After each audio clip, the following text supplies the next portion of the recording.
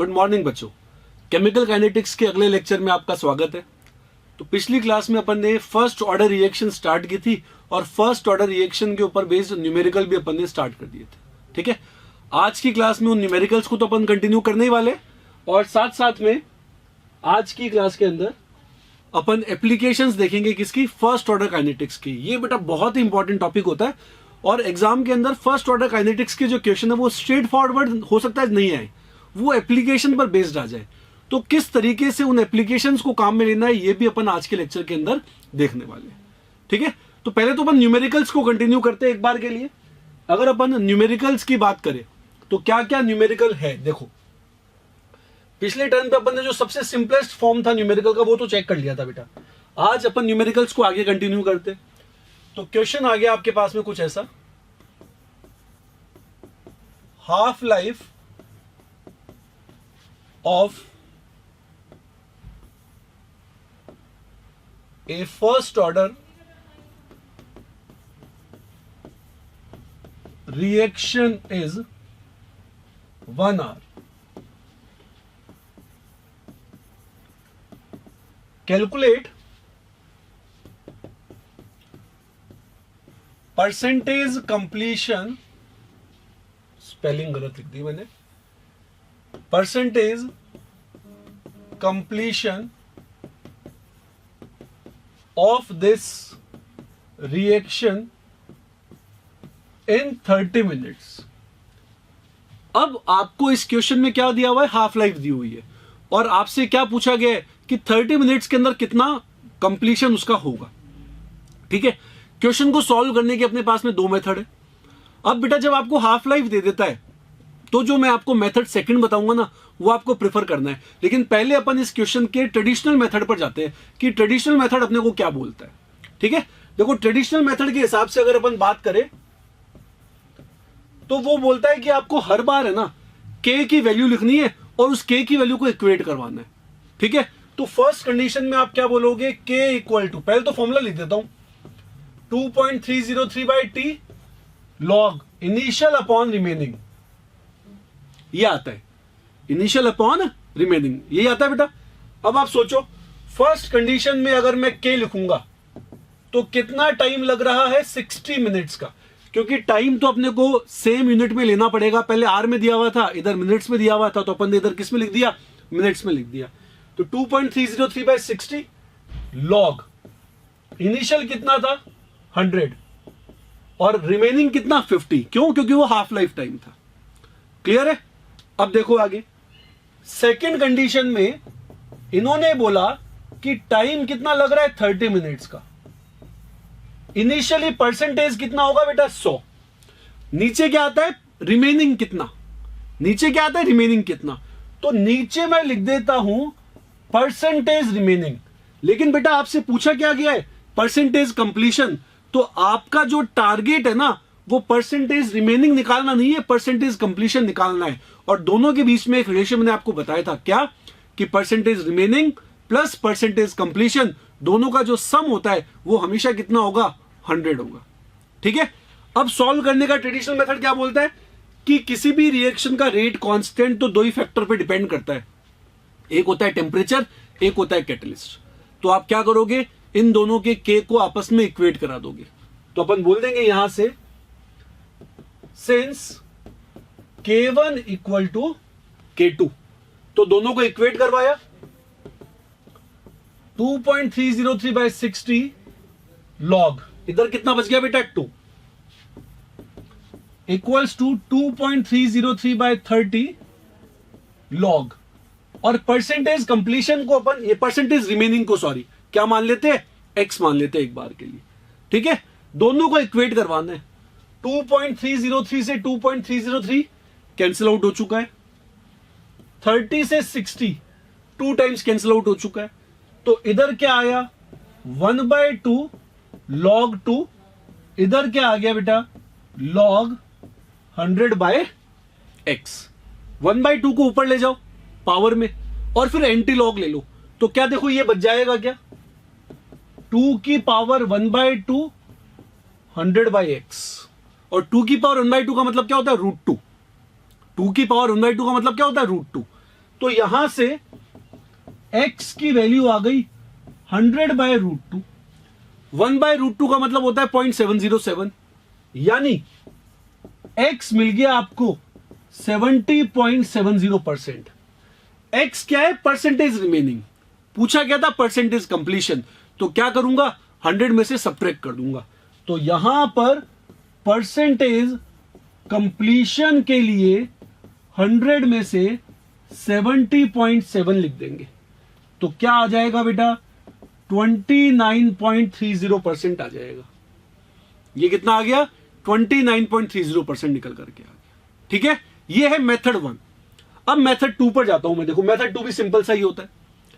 Method 2 क्या बोलता है आपको? मेथड 2 के अंदर ये आपको कब लगाना है? जब भी आपको क्वेश्चन में हाफ लाइफ टाइम दिया हुआ होगा तब आपको लगाना है, फर्स्ट ऑर्डर काइनेटिक्स के अंदर। ठीक है, अपन बोलेंगे अपने पास में गिवन टाइम जिसमें परसेंटेज कंप्लीशन निकालना था वो कितना है बेटा? 30 मिनट्स। ठीक है, इसको बोल देते हैं अपन टी। और टी हाफ कितना है? 60 मिनट्स है। एक फॉर्मूला अपन ने पढ़ा है, रिमेनिंग कंसंट्रेशन इक्वल्स टू 1/2 की power n into initial concentration. ये फॉर्मूला अपन ने पढ़ा है, रिमेनिंग कंसंट्रेशन इक्वल्स टू 1/2 की power n into initial concentration. ठीक है, इनिशियल कंसंट्रेशन को अगर मैं 100 मान लेता हूं, मैंने क्या मान लिया? 100 का मतलब क्यों माना 100? ताकि सारी चीज परसेंटेज में ऑटोमेटिकली हो जाएगी। तो अगर ये 100 हो गई तो जो रिमेनिंग है 100 में से जो बचेगा मैं उसको फिर परसेंटेज रिमेनिंग बोल सकता हूं। तो यहां पर आ गया क्या? Percentage remaining. एन क्या होता था? Number of half lives. कैसे निकालते थे? T/T हाफ से। ध्यान करो बेटा, इंपॉर्टेंट फॉर्मूला था। मैंने बोला था ये फॉर्मूला बहुत जगह काम में आ जाएगा आगे चल करके, और स्पेशली जब रेडियो एक्टिविटी पढ़ोगे ना तब तो ये बहुत ही ज्यादा काम में आएगा। ठीक है, तो यहां पर 1/2 टाइम कितना? 30। टी हाफ कितना है? 60 इंटू 100। अगेन 1/√2 हो गया ना ये। 1/√2 यानी 0.707। 0.707 मल्टीप्लाइड बाय 100 यानी 70.7%। ये क्या आया? परसेंटेज रिमेनिंग आया। तो परसेंटेज कंप्लीशन के लिए क्या करोगे? वही 100 में से सब्ट्रैक्ट कर दोगे तो 29.3% आपको आंसर मिल जाएगा। देखो कितना सिंपल सा क्वेश्चन था। ठीक है, बस आपको लॉजिक पता होना चाहिए कि आप किस तरीके से क्वेश्चन को सॉल्व करने वाले। ठीक है, नेक्स्ट क्वेश्चन पर चलते हैं बेटा। देखो अगला क्वेश्चन। अगले क्वेश्चन के अंदर आपको बोला गया है for a first order reaction time required for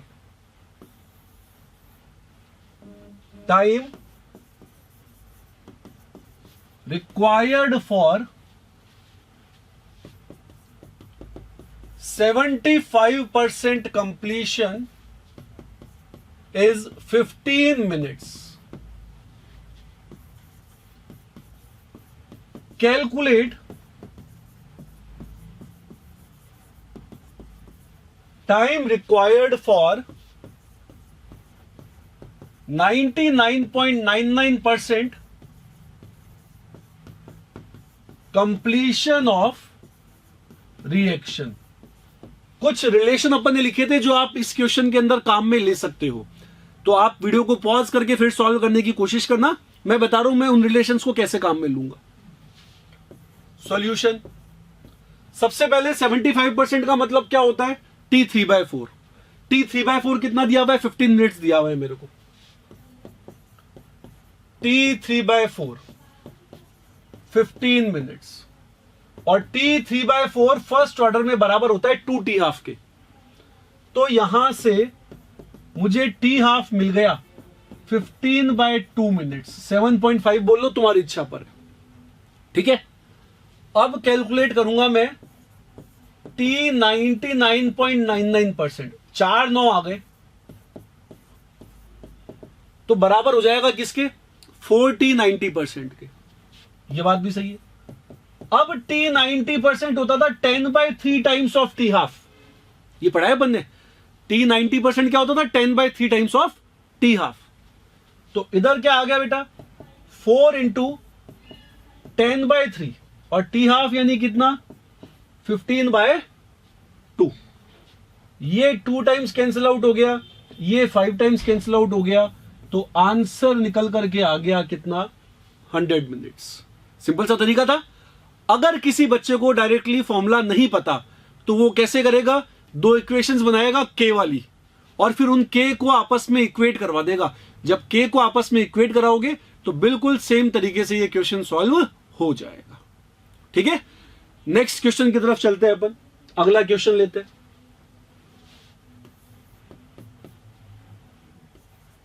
In a first order reaction, A gives B, rate of reaction is 0.04 molarity second inverse at t equal to 0.1 minute and 0.03 molarity second inverse at t equal to 0.2 minute. Calculate rate constant for reaction. बेटा ऐसा similar question JEE में आया हुआ है, advanced के paper के अंदर आया हुआ है, सब्जेक्टिव क्वेश्चन आया हुआ है ये वाला। ठीक है, अब इस क्वेश्चन को कैसे अप्रोच करना है, थोड़ा सा ये क्वेश्चन अलग हो गया। देखो, एक तो एक क्वेश्चन को अपन डिफिकल्ट तरीके से भी कर सकते हैं, वही ट्रेडिशनल मेथड लगा करके के वे को बराबर करवा करके, लेकिन यहां पर रेट दी हुई है तो इस रेट को मुझे काम में लेना है, और रेट को काम में लेकर के जब मैं इस क्वेश्चन को सॉल्व करूंगा ना तो ये क्वेश्चन बहुत ही ज्यादा ईजी बन जाएगा। कैसे बनेगा चेक करते हैं। देखो, सबसे पहली बात तो कि जो रिएक्शन आपको गिवन है वो क्या है? ए से बन रहा है क्या? बी। इस रिएक्शन का रेट लो, क्योंकि ये फर्स्ट ऑर्डर की है तो क्या होगा? के इंटू ए हो जाएगा। ठीक है, देखो अब आगे मैंने ले लिया बेटा यहां पर time t equal to 0। t equal to 0 पर इसकी कंसंट्रेशन कितनी होगी? ए। फिर t इक्वल टू 0.1 मिनट पर कितनी हो जाएगी? मान लो a माइनस एक्स। और t इक्वल टू 0.2 मिनट पर मान लो कितनी हो जाएगी? a minus Y. चेंज होगी कुछ ना कुछ। अगर मैं इन तीनों टाइम इंस्टेंट पर रेट लॉ लिखूंगा तो कैसे लिखूंगा? यहां पर रेट क्या लिखूंगा? k इंटू ए। जिस भी टाइम इंस्टेंट पर रेट लिखोगे ना उसी टाइम इंस्टेंट की कंसंट्रेशन तुमको काम में लेनी पड़ेगी, ये तो पक्का ही है। जिस भी टाइम इंस्टेंट की तुम रेट लोगे उसी टाइम इंस्टेंट की कंसंट्रेशन लिखोगे, क्योंकि ये इंस्टेंटेनियस रेट है, आर इक्वल्स टू के इंटू ए वाली। ठीक है, यहां लिखूंगा अगर तो यहां पर रेट क्या हो जाएगी? के इंटू ए माइनस एक्स। करेक्ट। और यहां लिखूंगा तो यहां रेट क्या हो जाएगी? के इंटू ए माइनस वाई। ठीक है, ये वाली जो रेट है इसकी वैल्यू गिवन है आपको 0.04, ये लिखी हुई। इसकी भी गिवन है कितनी? 0.03। अब बेटा मेरी बात को ढंग से सुनना। अगर मैं मेरा फॉर्मूला लगा रहा हूं फर्स्ट ऑर्डर काइनेटिक्स का इस ड्यूरेशन के लिए, ड्यूरेशन कौन सा है मेरा? 0.1 से 0.2। तो 0.1 से 0.2 में कितना टाइम इंटरवल काम में आ रहा है? 0.1। 0.1 से 0.2 का जो डिफरेंस है वो कितना है? 0.1, वही काम में आ रहा है। तो k इक्वल टू 2.303 बाय 0.1। ये मैंने कहां से कहां के लिए लिखा है बेटा? For t equals to 0.1 to 0.2, उस ड्यूरेशन के लिए। और इस ड्यूरेशन के अंदर इनिशियल कंसंट्रेशन अपने पास में कितनी है? इस ड्यूरेशन में इनिशियल कंसंट्रेशन कितनी है, a माइनस एक्स, और रिमेनिंग कितनी है, a माइनस वाई। तो इनिशियल अपॉन फाइनल या इनिशियल अपॉन रिमेनिंग तो लिखते थे, यानी ऊपर a की जगह पर क्या लिखूंगा, a माइनस एक्स, और नीचे रिमेनिंग में क्या लिखूंगा, a माइनस वाई। बात समझ गए। अगर मान लो मैं 0 से 0.2 वाला लेता तो इनिशियल कितनी लेता, a, और रिमेनिंग कितनी लेता, a माइनस वाई। ठीक है। अगर मैं 0 से 0.1 लेता तो इनिशियल कितनी लेता, a, रिमेनिंग कितनी लेता, a minus X. Logic clear. तो यहां क्या कर दिया, a minus X upon a minus Y. अब खुद सोचो बेटा, अगर तुम इन दोनों का रेशियो ले लो, इन दोनों का रेशियो लोगे तो k cancel, a minus X upon a minus Y कितना, 0.04 अपॉन 0.03, यानी बेसिकली कितना हो गया, 4/3। तो ये कितना आ गया, k इक्वल टू, पहले तो 0.1 वाले को ऊपर ले जाओ। अच्छा 0.1 किस में था, मिनट में, मिनट में, यानी k की यूनिट, ये फर्स्ट ऑर्डर का है, फर्स्ट ऑर्डर में k की यूनिट क्या होती थी, सेकंड इनवर्स। यहां क्या लिखनी पड़ेगी, मिनट इनवर्स। क्यों लिखनी पड़ेगी, क्योंकि टाइम किस में था बेटा, मिनट में। तो 0.1 ऊपर गया तो 23.03, और ये क्या हो गया, log 4/3 हो गया। ठीक है। log 4 होता है कितना, 0.60, log 3 होता है कितना, 0.48। तो मैं इसको यूं बोल सकता हूं 23.03 इंटू 0.12, और यूनिट के हिसाब से क्या बोलूंगा, मिनट इनवर्स बोलूंगा। बात समझ गए। मल्टीप्लाई कर दोगे तो आपका आंसर आपको मिल जाएगा। लॉजिक मेरे अकॉर्डिंगली क्लियर होना चाहिए कि मैंने आपको क्या समझाया है। यहां पर आपको किस चीज पर फोकस करना था बेटा, आपको फोकस करना था कि यहां पर यूनिट क्या आने वाली है, दूसरा रेट को कंसंट्रेशन के साथ में कैसे रिलेट किया। ठीक है। तो उसके बेसिस पे अपन ने इसके एग्जांपल को सॉल्व कर दिया। नेक्स्ट एग्जांपल पर आते हैं अपन। अब थोड़ा और डिफरेंट एग्जांपल लेकर के चलते हैं। देखो आपको यूं बोल दिया,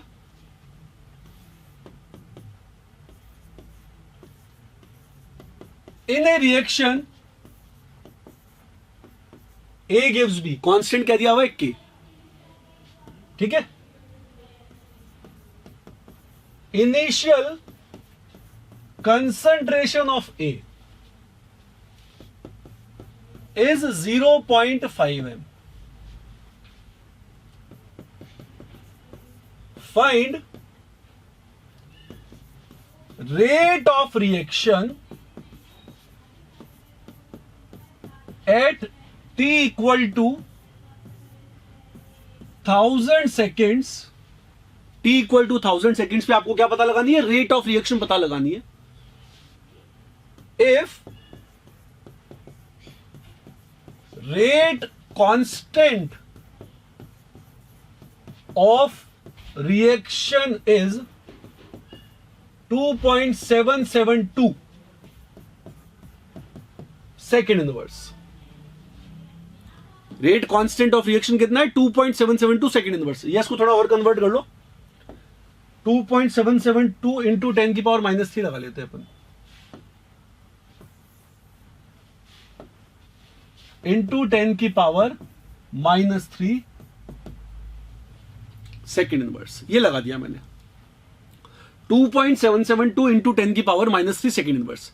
सबसे पहली बात बेटा, सेकेंड इनवर्स देख करके पता चल गया कि इस रिएक्शन का ऑर्डर क्या है, फर्स्ट।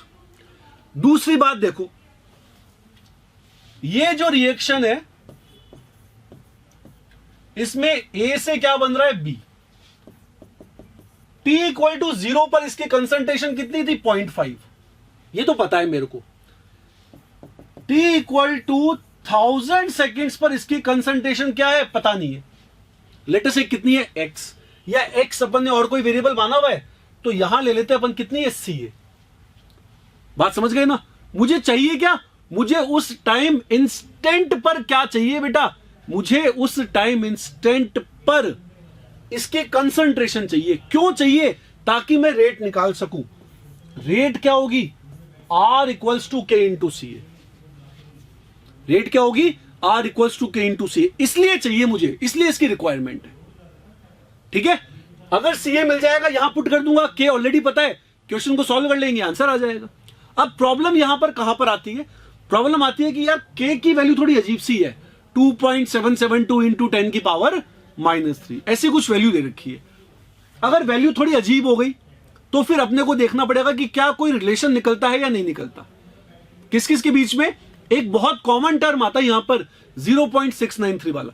देखो, जो बच्चे बिल्कुल नॉर्मल तरीके से क्वेश्चन को करना चाहते हैं ना, वो कैसे करेंगे, पहले तो उनकी बात करता हूं मैं। उनके लिए है मेथड 1। वो क्या बोलेंगे? के का फॉर्मूला 2.303/t log CA0/CA। वो तो ऐसे करेंगे। के की जगह पर क्या पुट करेंगे? 2.772 इंटू 10⁻³ टाइम कितना? 1000। इनिशियल कंसंट्रेशन कितनी?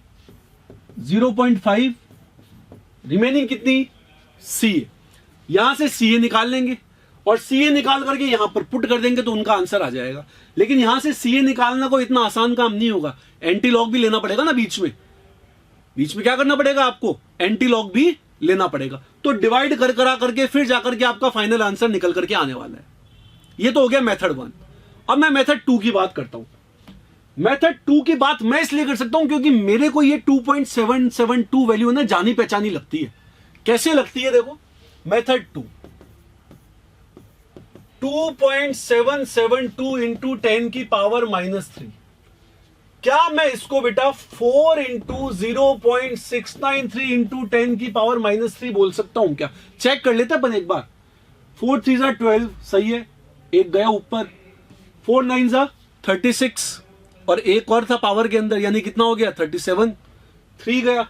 4 6 जा 24, 24 और 3 कितना हो गया? 27। सही हो गया, काम बैठ गया अपना तो यार। अब ये जो वैल्यू निकली ना, इससे अपने को फायदा क्या मिला? देखो, इससे अपने को ये फायदा मिल गया कि जो T½ होता है रिएक्शन का क्या T½ होता है, वो कैसे निकाला जाता है? T½ का फॉर्मूला फर्स्ट ऑर्डर काइनेटिक्स में होता है 0.693/K। ये होता है, ठीक है, 0.693 और K की जगह पर क्या लिखूंगा? 4 इंटू 0.693 इंटू 10⁻³ K की यूनिट क्या थी बेटा? सेकेंड इनवर्स थी। यानी यहां से जो हाफ लाइफ आएगा वो किस में आएगा? सेकंड में आएगा। 0.693 से 0.693 कैंसिल। 10⁻³ ऊपर जाके क्या बन जाएगा? 1000। 1000/4 करोगे 250 आ जाएगा। यानी आपको क्या मिल गया? 250 सेकेंड्स। किसकी वैल्यू मिल गई? किसकी मिल गई? T½ की। ठीक है, अब मैं लगाऊंगा formula. Remaining concentration equals to 1/2n into initial. Remaining concentration यानी CA। n होता था नंबर ऑफ हाफ लाइफ। कैसे निकालते थे? T को डिवाइड करते थे किससे? T½ से। टोटल टाइम कितना था? 1000 लिखा हुआ है क्वेश्चन के अंदर बेटा।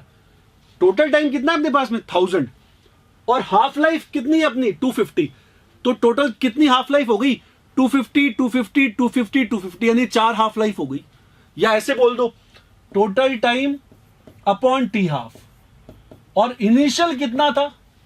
0.5 था। इनिशियल कितना था? 0.5 था। तो ये क्या बन गया बेटा? 2⁴। ये क्या बन गया? 2⁴। 2⁴ का मतलब कितना हो गया? 1/16 हो गया नीचे। करेक्ट है? तो ये आ गया 0.5/16। CA की वैल्यू मिल गई। अब वही कर दो, R = K into CA। K कितना था? 2.772 इंटू 10⁻³ और CA कितना है? 0.5/16। सॉल्व करते ही आपको आंसर मिल जाएगा, जिसकी यूनिट क्या होगी? मोलैरिटी पर सेकेंड। क्योंकि जो रेट ऑफ रिएक्शन होती है उसकी यूनिट हमेशा क्या होती है? मोलैरिटी पर सेकेंड होती है। ठीक है, तो यहां से अपन ने किसी पर्टिकुलर टाइम इंस्टेंट पर अगर कोई रेट निकालनी हो या रेट या उसकी कंसंट्रेशन निकालनी हो, वो भी सीख लिया। हो सकता है खाली CA ही पूछ लेता कि बताओ यार इतने टाइम बाद में कितनी कंसंट्रेशन बचेगी, तो वो भी अपन ने निकाल दिया। यहां पर लॉजिक क्लियर है? तो ये फर्स्ट ऑर्डर काइनेटिक्स के हो गए क्या? न्यूमेरिकल्स। अब अपने को बात करनी है किसके बारे में बेटा? फर्स्ट ऑर्डर काइनेटिक्स की एप्लीकेशन के बारे में। ठीक है, तो अब एप्लीकेशंस को चेक करते हैं। तो न्यूमेरिकल्स के बाद में अपन क्या करते हैं, एप्लीकेशंस के बारे में बात कर लेते हैं कि फर्स्ट ऑर्डर काइनेटिक्स की एप्लीकेशंस क्या क्या होती है। मतलब अपने को हर बार k equal to 2.303/t log a upon a minus X वाला फॉर्मूला काम में लेना है, लेकिन कौन कौन सी कंडीशंस में काम में लेना है और किस तरीके से काम में लेना है वो अपन सीखने वाले हैं। ठीक है, तो बेटा सबसे पहले अपने पास में एप्लीकेशन नंबर 1 निकल करके आती है इसकी, और ये एप्लीकेशन नंबर 1 है होमोजीनियस गैस फेज रिएक्शंस। मतलब उन रिएक्शंस के बारे में बात करेंगे जो होमोजीनियस गैस फेज है। सारी की सारी स्पीशीज ही किसमें है, गैस फेज में। तो अगर बेटा सारी की सारी चीजें ही गैस फेज के अंदर है तो वहां पर सबसे बढ़िया तरीका होता है रिएक्शन की प्रोग्रेस को मेजर करने का, प्रेशर मेजरमेंट। ठीक है, तो देखिए यहां पर अपन बोल देते हैं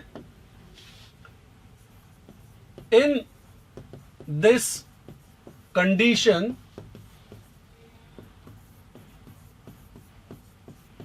progress of reaction can be measured by pressure monitoring, या प्रेशर मेजरमेंट ही बोल दो आप, तो प्रेशर मेजरमेंट। ठीक है, प्रेशर मेजरमेंट के बेसिस पे अपन क्या कर सकते हैं, यहां पर रिएक्शन की प्रोग्रेस को कैलकुलेट करेंगे। हर जगह अपना काम एक ही है, अपने को क्या करना है बेटा, a और a माइनस एक्स कैलकुलेट करना है बस। अपना जो टारगेट है वो क्या है, a और a माइनस एक्स कैलकुलेट करना। इससे ज्यादा अपने को और कुछ भी काम नहीं करना, और a और a माइनस एक्स निकाल करके फॉर्मूले में रख देंगे तो अपने को वैल्यू मिल जाएगी k की।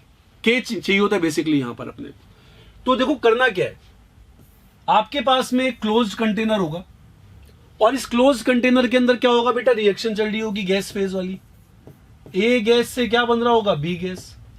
क्लोज रिजिड कंटेनर, इसका मतलब क्या हो गया, यहां पर वॉल्यूम क्या रहेगा, कांस्टेंट। किसी भी केमिकल रिएक्शन में टेम्परेचर को कांस्टेंट रखना आपकी मजबूरी है। टेम्परेचर को कांस्टेंट रखना आपकी मजबूरी क्यों है, क्योंकि इस पर्टिकुलर केस के अंदर, मतलब जो टेम्परेचर मेजरमेंट, अगर अपन टेम्परेचर को चेंज कर देंगे तो अपने को पता है ना रेट कांस्टेंट होता है, के वो भी चेंज हो जाएगा। और अगर रेट कांस्टेंट ही चेंज हो रहा है तो फिर आप उसकी कैलकुलेशन कैसे करोगे बार बार। इसलिए through out the reaction temperature को कांस्टेंट मानेंगे, चाहे वो बोले चाहे वो नहीं बोले। अगर उसने बोल दिया कि टेम्परेचर वेरिएबल है तो अपन काउंट करेंगे भाई हाँ अब टेम्परेचर चेंज हो रहा है, अदरवाइज अपने को टेम्परेचर को क्या मानना है, कांस्टेंट मानना है। क्लियर, तो वॉल्यूम कांस्टेंट है, टेम्परेचर कांस्टेंट है। अब according to ideal gas equation में क्या बोलूंगा बेटा, प्रेशर प्रोपोर्शनल हो गया किसके, नंबर ऑफ मोल्स के। ठीक है, अगर सारी की सारी स्पीशीज गैसियस है, क्योंकि होमोजीनियस गैस फेज सिस्टम है, तो टोटल प्रेशर प्रोपोर्शनल हो गया टोटल गैसियस मोल्स के। तो P टोटल प्रोपोर्शनल हो गया किसके, N टोटल के। कई बार हो सकता है वो केवल A के बेसिस पे बात करे, बोलेगा नहीं आप तो A के प्रेशर मेजरमेंट से ही करो काम, तो अपन बोल देंगे pressure of A proportional to moles of A। वो बोले नहीं केवल बी के बेसिस पे करो, तो pressure of B proportional to moles of B, और टोटल बोलेगा तो टोटल लेकर के अपन काम कर सकते हैं। क्लियर है, अब देखो इसको अपन एक एग्जांपल के थ्रू समझने की कोशिश करते हैं भाई कैसे अपने को काम करना है। ठीक है, एग्जांपल अपन ले लेते हैं PCl5 गैस का। रिएक्शन चल रही है, मान लो ये PCl5 गैस से बन गया PCl3 gas plus Cl2 gas. सारी रिएक्शन फर्स्ट ऑर्डर वाली ही लेकर के चल रहा हूं मैं। क्वेश्चन के अंदर आपको बोल देगा कि फर्स्ट ऑर्डर काइनेटिक्स को ये फॉलो कर रहा है। ठीक है, अब बेटा यहां पर इधर अपन लिखेंगे P किसका, टोटल सिस्टम का प्रेशर, सिस्टम का टोटल प्रेशर। यहां पर लेके चलेंगे अपन मोल्स, T इक्वल टू 0 पर इसके मोल्स कितने, A, ये होगा नहीं। T इक्वल्स टू T पर A में से कितना जाएगा, X, ये कितना X, और ये कितना बनेगा X।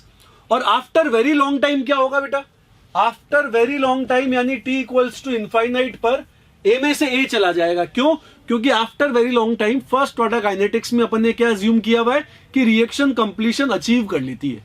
क्लियर, तो A में से कितना आ गया A, ये बन गया A, ये बन गया A। अब आपका काम क्या है बेटा, अपने को पी टोटल बोला, तो स्टार्टिंग में मान लो पी टोटल कितना था, पी इनिशियल, टाइम टी पर कितना हो गया पीटी, और लास्ट में कितना हो गया पी इनफाइनाइट। क्या जानते हैं अपन कि पी टोटल प्रोपोर्शनल होता है किसके, एन टोटल के। तो सोचो बेटा, T इक्वल टू 0 पर टोटल गैसियस मोल्स कितने हैं, केवल A, क्योंकि ये दोनों तो बने ही नहीं, यानी PI प्रोपोर्शनल हो गया किसके, A के। PI प्रोपोर्शनल हो गया किसके, A के। इधर time T equals to T पर PT है प्रेशर, तो A minus X plus X plus X, तो x से x कैंसिल आउट हो जाएगा। सबके मोल्स क्यों कैलकुलेट कर रहा हूं मैं, क्योंकि P टोटल निकाल रहा हूं मैं, तो मुझे सबके मोल्स काउंट करने पड़ेंगे ऐड करके। तो A minus X plus x, यानी PT प्रोपोर्शनल हो गया किसके, A प्लस एक्स के। अब इधर A माइनस ए, ये तो हो गया 0, इधर कितना हो गया 2A, तो P इनफाइनाइट प्रोपोर्शनल हो गया किसके बेटा, 2A के। क्लियर, एज इट इज जो फॉर्म में अपन लिख रहे हैं ना, उसी फॉर्म को ही आपको काम में लेना है। अब आपको दिख रहा है कि यहां पर A प्लस एक्स और 2A ये सारी चीजें आ रही है। अगर मैं प्रोपोर्शनलिटी साइन हटाऊंगा तो कुछ कांस्टेंट लगेगा, और वो कांस्टेंट सब जगह एक जैसा होगा, वो कांस्टेंट सब जगह एक जैसा होगा। तो अपन यहां पर चाहे तो इसको इक्वल टू भी मान करके चल सकते हैं, भाई मान लो वो कांस्टेंट 1 है, तो कैलकुलेशन वाइज काम इजी हो जाएगा थोड़ा सा। नहीं मानना चाहते तो तुम्हारी इच्छा पर है, ठीक है। अब देखो, मैं यहां पर 2 टाइप की कैलकुलेशन करूंगा। सबसे पहली कैलकुलेशन अपन करने वाले हैं कि in terms of pi and PT calculate करें। किस किस की टर्म्स में, पीआई और पीटी की टर्म्स में कैलकुलेट करना चाह रहे हैं अपन, ठीक है। अब पीआई और पीटी की टर्म्स में कैसे कैलकुलेट करेंगे, देखो यहां पर पीआई किसके प्रोपोर्शनल था, ए के, तो उल्टा पलट के लिख रहा हूं ताकि मेरे को देखने में थोड़ा कन्वीनियंस हो जाए। ए प्रोपोर्शनल है किसके, पीआई के, लिख दिया अपन ने। ए प्लस एक्स किसके प्रोपोर्शनल है, पीटी के। ए प्लस एक्स प्रोपोर्शनल हो गया किसके बेटा, पीटी के। अगर अपन के कैलकुलेट करना चाहते हैं तो अपना टारगेट स्टार्टिंग से क्लियर था, अपने को क्या कैलकुलेट करना था, ए अपॉन ए माइनस एक्स। क्या कैलकुलेट करना था अपने को, ए upon A minus x calculate करना था, ठीक है। तो क्या करेंगे ऐसे सिचुएशन में, मुझे तो रेशो चाहिए ए upon A minus x.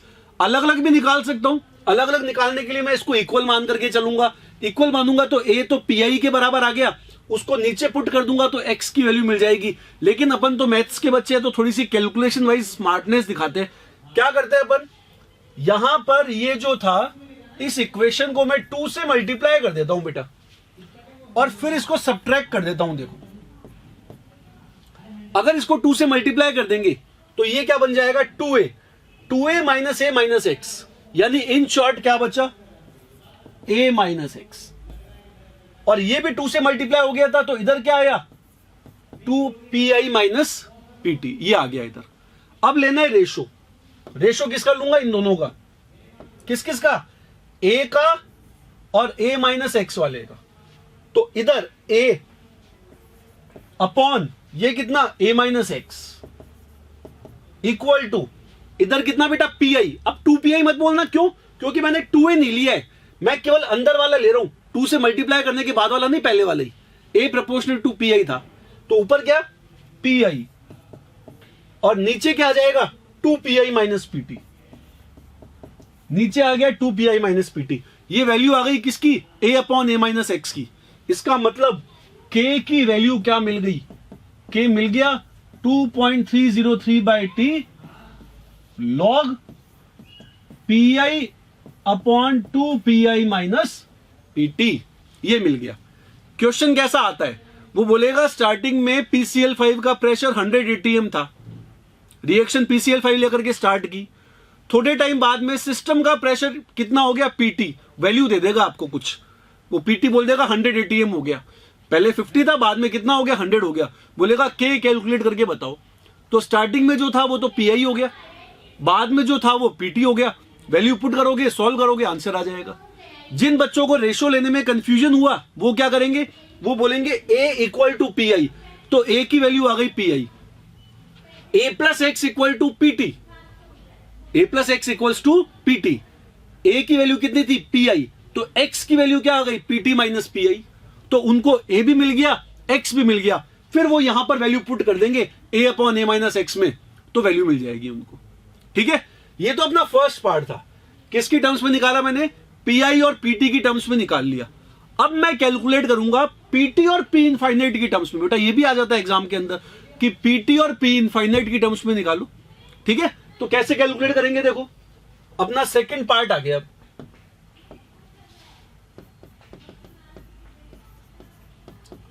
In terms of P infinite and PT. अब क्या जानते हैं अपन कि P इनफाइनाइट प्रोपोर्शनल था 2a के, तो उल्टा बोल दो 2a प्रोपोर्शनल है P इनफाइनाइट के, और a प्लस एक्स प्रोपोर्शनल था किसके? PT के। अब क्या करेंगे? दोनों को सब्ट्रैक्ट कर देंगे। ये अपन ने दोनों को सब्ट्रैक्ट कर दिया। 2a माइनस ए माइनस एक्स, क्या बचा? a minus x. प्रोपोर्शनल किसके आया बेटा? P इनफाइनाइट माइनस PT के। इन दोनों का ले लेते हैं रेशो। रेशो क्या आया? 2a upon A minus X equal to, इधर क्या आ गया? P infinite upon P infinite minus PT आ गया। तो a upon A minus X की वैल्यू ये कितनी हो जाएगी? यहां से a upon A minus X equals to हो गया P infinite upon 2 P infinite minus PT। ये बन गया बेटा। तो फाइनली k की वैल्यू क्या हो गई? 2.303 बाई टी लॉग ऊपर P इनफाइनाइट, नीचे 2P इनफाइनाइट माइनस PT। ये k की वैल्यू मिल गई। आपको इन k की वैल्यूज को, फॉर्मूलाज को याद नहीं करना है, आपको मेथड समझना है। याद क्यों नहीं करना है बेटा? क्योंकि यहां पर जो अपन ने रिएक्शन ली थी वो तो सिंपल सी है, जिसमें कोफिशिएंट सबका कितना है? 1 1। हो सकता है ऐसी रिएक्शन आ जाए a से 2b plus C plus D plus E, कुछ भी आ जाए। तो हर रिएक्शन के लिए फॉर्मूला अपने को डिराइव करना पड़ेगा। बात समझ गए ना? रिएक्शन के अंदर अपन ऐसे सीधे नहीं कर सकते उसको देख करके भाई हाँ ये तो यही होना चाहिए, ये फॉर्मूला ही लगेगा। अपन फॉर्मूला बना लेंगे, बहुत कम टाइम लगता है, मोल्स लिख देंगे अपन तो सीधे ही। अगर वो न्यूमेरिकल देता है तब क्वेश्चन बहुत सिंपल हो जाता है। वो बोलता है स्टार्टिंग में उसका प्रेशर कितना था? 50, तो आप बोल दोगे ए की वैल्यू 50, खत्म, ए तो पता भी चल गया। फिर वो बोलेगा टाइम टी पर प्रेशर हो गया 80, तो आप क्या बोलोगे? A minus X plus X equals to 80, यानी A plus X equals to 80। A पता था 50, ए प्लस एक्स आ गया 80, यानी एक्स की वैल्यू आ गई 30। अब तुमको ए भी पता है, एक्स भी पता है, के अंदर पुट कर दो, आंसर निकल करके आ जाएगा। ठीक है, जनरलाइजेशन अपन इसका करने की कोशिश करते हैं, इसलिए अपन ने ये फॉर्मूले डिराइव किए ताकि अपने पास में एग्जाम में अगर रिएक्शन चेंज भी हो जाए तो पता चल सके कि किस तरीके से इसको सॉल्व करना है। क्लियर? अब इसी बेसिस पर अपन एक क्वेश्चन और करते हैं। उस क्वेश्चन से भी आपको थोड़ा सा कंसेप्ट क्लियर होगा भाई हाँ क्या होना चाहिए। देखो क्वेश्चन ले लिया अपन ने, for a first order reaction A gas gives 2B gas plus C gas plus D gas. Find K in following cases.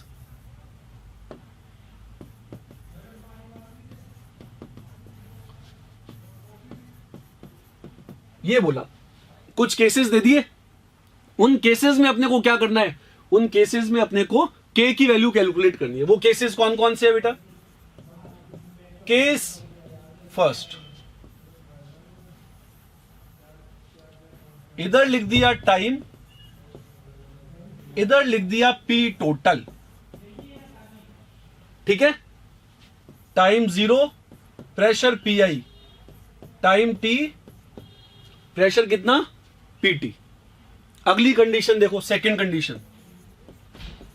के सेकंड, आपको बोल दिया गया, इधर तो आ गया टाइम, इधर बोला pressure of A plus B plus C, A B और सी का प्रेशर। टाइम 0 इधर पीआई टाइम टी और प्रेशर कितना पीटी। क्लियर। और थर्ड कंडीशन एक और दे दी आपको, मान लो थर्ड कंडीशन के अंदर बेटा कुछ ऐसा बना दिया, इधर ले लिया टाइम, इधर ले लिया पी टोटल ऑफ प्रोडक्ट्स, ये दे दिया टाइम टी पर पीटी और टाइम इनफाइनाइट पर पी इनफाइनाइट। ये तीन केसेस है। इन तीन केसेस के लिए अपने को के का एक्सप्रेशन डिराइव करना है। बात समझ गए ना। इन केसेस के लिए अपने को के का एक्सप्रेशन डिराइव करना है। तो आपका काम क्या है, आपको पुराने वाले एग्जाम्पल को देख करके बेटा इन तीनों केसेस को सॉल्व करना है। तो वीडियो को पॉज करके उसी तरीके से तीनों एग्जाम्पल को सॉल्व करना, तीनों केसेस को सॉल्व करना और फिर मैच करना कि आपका तरीका और मेरा तरीका सेम है या नहीं है, या आपने कहीं पर कोई कैलकुलेशन मिस्टेक तो नहीं कर दी। ठीक है। तो मैं इनको सॉल्व करना स्टार्ट करता हूं। देखो, इनको सॉल्व करने के लिए बेटा यहां पर अपन सबसे पहले तो लिखते हैं ये रिएक्शन। रिएक्शन क्या है, ए गैस से बन रहा है 2B gas plus C gas plus D gas, ये बन रहा है। Time t equal to 0, t equal to t और t इक्वल टू इनफाइनाइट, तीनों इंस्टेंट लेकर के चल रहा हूं मैं भी स्टार्टिंग से। यहां लिख देते भाई क्या होने वाला है। यहां पर a, ये दोनों नहीं होंगे, ये तीनों नहीं होंगे। टाइम t पर a में से गया x, तो ये कितना 2x, ये x और ये भी कितना x। और t इक्वल्स टू इनफाइनाइट पर a में से गया a, ये 2a, ये भी a और ये भी कितना a। ये अपन ने लिख लिया। लिखने में अपन ने सब कुछ लिख लिया। अब फोकस किस किस पे करना है ना, इस बात पे ध्यान देंगे। तो जो अपना केस फर्स्ट है उसमें पी टोटल की बात हो रही है। किसकी बात हो रही है, पी टोटल की। कौन कौन से टाइम पर, 0 पर और t पर, 0 पर और t पर पी टोटल की बात हो रही है बेटा, 0 पर और t पर। तो सबसे पहले मैं क्या बोलूंगा कि जो मेरा केस फर्स्ट है उसके अकॉर्डिंगली ए प्रोपोर्शनल हो गया किसके, पीआई के। 0 पर और t पर बात हो रही थी तो 0 पर और t पर देखो, पी टोटल है, पी टोटल है मतलब सबको देखना है, सारी स्पीशीज को देखना है। ठीक है। और इधर क्या, टाइम अगर मैं t ले लूंगा तो प्रेशर pt तो हो जाएगा, लेकिन मोल्स कितने हो जाएंगे total, a minus X plus 2x plus x plus x। इसका मतलब ये हो गए कितने भाई, a प्लस 3x हो गए। कितने हो गए, a प्लस 3x हो गए। अब इसको सॉल्व करना है। सॉल्व करने के लिए दो तरीके, या तो a equal to P I मान लो, उसको नीचे पुट करके x निकाल लो, या फिर थोड़ा सा मैथमेटिक्स लगा दे। मैथमेटिक्स लगाने के लिए क्या करेंगे, ऊपर वाले को मल्टीप्लाई करते हैं। किससे मल्टीप्लाई करें बेटा, 4 से, और फिर सब्ट्रैक्ट करते हैं। 4 से मल्टीप्लाई करेंगे तो 4a माइनस a यानी 3a, 3a माइनस 3x, तो इसको बोल सकता हूं 3 ऑफ a माइनस x। और ये क्या हो गया, 4pi माइनस pt, ये बन गया। अब क्या करेंगे, इन दोनों का ले लेंगे रेशो, अंदर वाले का और इस वाले का रेशो। इधर क्या चल रहा था, a, इधर क्या आ गया 3 times of a minus x. इधर क्या चल रहा है बेटा, ऊपर pi, नीचे क्या चल रहा है 4pi minus PT, 4pi minus PT. ठीक है। अब क्या 3 उधर ले जाओ, क्योंकि मुझे तो मतलब किससे है, a upon a minus x से मतलब है। तो यहां से a upon a minus X की वैल्यू क्या हो गई, 3pi upon 4pi minus PT. ये वैल्यू हो गई किसकी, a upon a minus X की। और अगर ये वैल्यू मिल गई तो यहां से k की वैल्यू भी आ जाएगी। k क्या हो गया, 2.303 by t log a upon a minus X की जगह पर क्या, 3pi upon 4pi minus pt। ये रिलेशन आ गया बेटा। ठीक है। फॉर्मूले को याद नहीं करना है, मेथड को समझना है। अब अपन आते हैं अपने एक सेकंड केस पर। जो अपना सेकंड केस है उसमें खास बात क्या है, खास बात पे ध्यान दो। अब ये सबका प्रेशर नहीं बोल रहा, ये केवल किसका बोल रहा है, ए बी और सी का। अगर पीआई और पीटी केवल ए बी और सी के ही प्रेशर है तो मुझे मोल्स भी किसके लेने हैं, ए, बी और सी के। बात समझ गए ना। अगर मैं प्रेशर केवल किसका ले रहा हूं, प्रोडक्ट्स का या पर्टिकुलर स्पीशीज का, तो जिसका प्रेशर उसके मोल्स। यहां पर ए, बी और सी का प्रेशर है तो मोल्स भी किसके, ए, बी और सी के। बात समझ गए। यानी अब भूल जाओ कि रिएक्शन में तुम्हारे पास में डी भी था, डी के बारे में भूल जाओ। अगर तुम डी के बारे में भूल जाते हो तो तुम्हारे पास में स्टार्टिंग में प्रेशर यानी स्टार्टिंग में मोल्स कितने, ए, और फिर कितना, A minus X plus 2x plus X. फिर डी के मत काउंट कर लेना, एक्स डी के काउंट कर लिए फिर तो ये सेम केस बन जाएगा। ठीक है, तो a प्लस 3x की जगह पर कितना हो जाएगा, a प्लस 2x हो जाएगा। तो यहां पर लिखते हैं अपन अपने केस सेकंड को।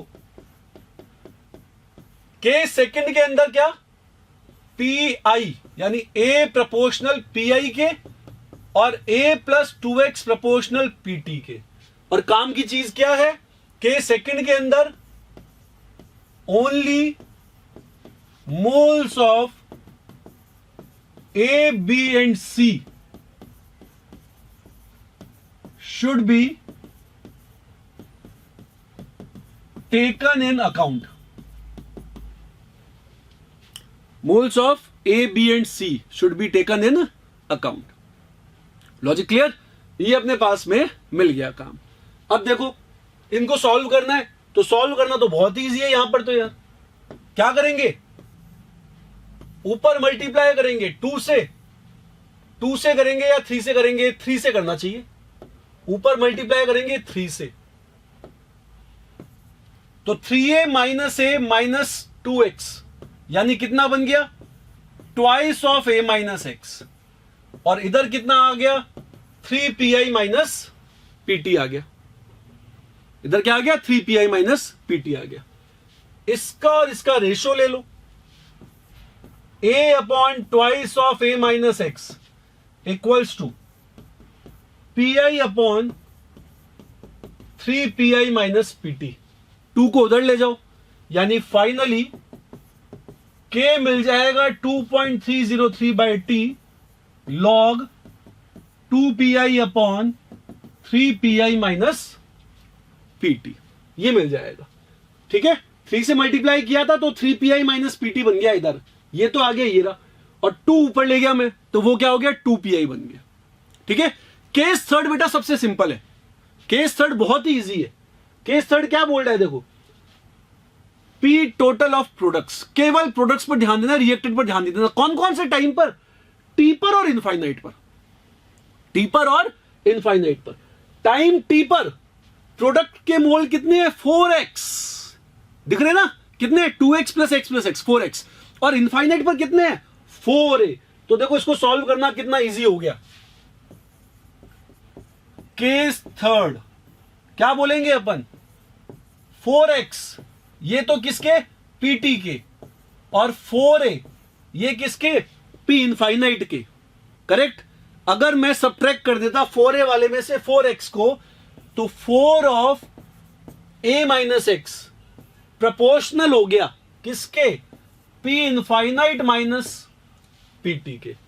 और अगर मैं इन दोनों का रेशो ले लूंगा तो 4 से 4 क्या होगा, कैंसिल आउट हो जाएगा। देखो सही है, यानी क्या बच गया, a upon a minus X equals to P infinite upon P infinite minus PT.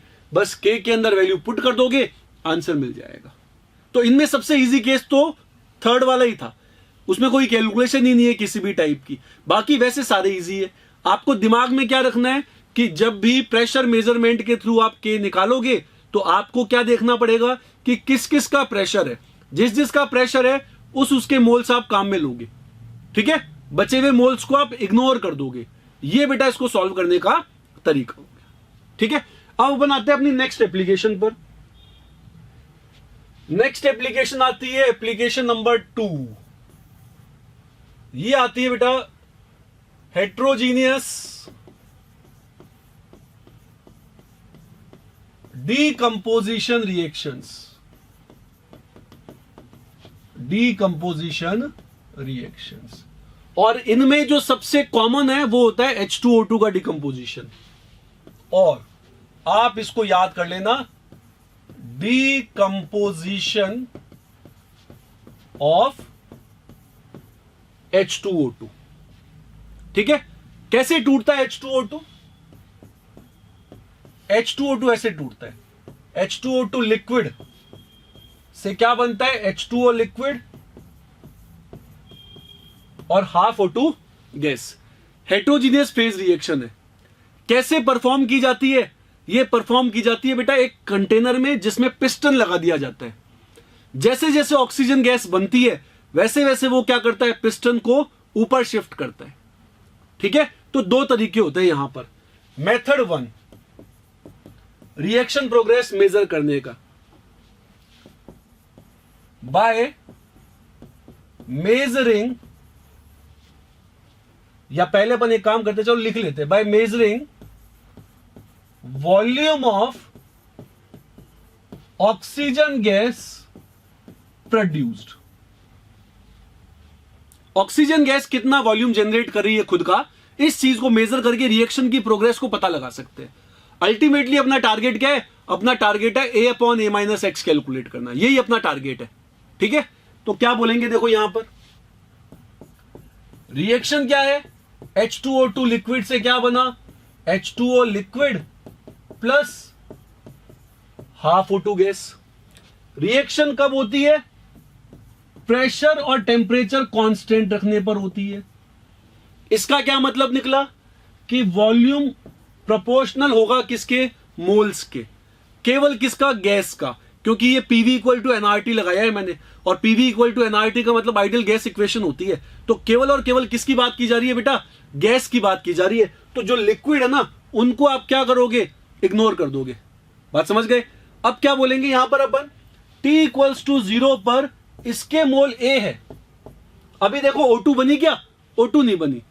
तो यहां पर वॉल्यूम ऑफ O2 कितना होगा? 0 होगा। T = T पर A में से कितना गया? X, ये X और ये कितना? X/2। अब बन गई? बन गई। वॉल्यूम मान लो कितना आ गया? VT। VT किसके प्रोपोर्शनल? केवल और केवल ऑक्सीजन गैस के मोल्स के। इसीलिए यहां पर मैं लिख देता हूं VO2 प्रोपोर्शनल हो गया किसके? मोल्स ऑफ O2 के। और लास्ट में T = इनफाइनाइट पर क्या होगा? A में से A गया, ये A बना और ये A/2 हो गया। तो ऑक्सीजन गैस का मैक्सिमम पॉसिबल वॉल्यूम आ गया। इससे ज्यादा तो मिल ही नहीं सकता। क्यों नहीं मिल सकता? क्योंकि H2O2 ही डिकम्पोज हो गया।